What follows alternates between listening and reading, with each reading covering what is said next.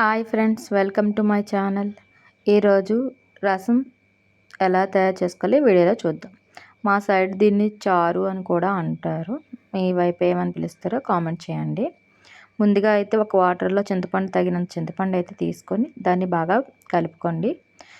అందులో పచ్చిమిర్చి, ఆనియన్స్, టమాటా, కరివేపాకు,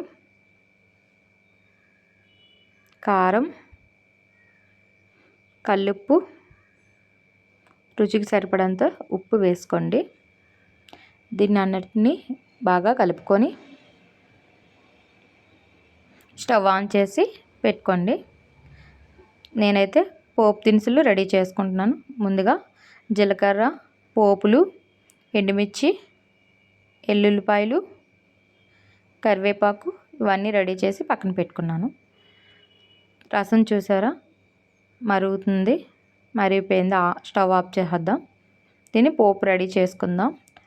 ఒక తెపాల పెట్టుకొని అది వేడయ్యాక ఆయిల్ పోసుకొని, ఆయిల్ వేడయ్యాక పోపు దినుసులు ఇందులో వేసుకుందాం.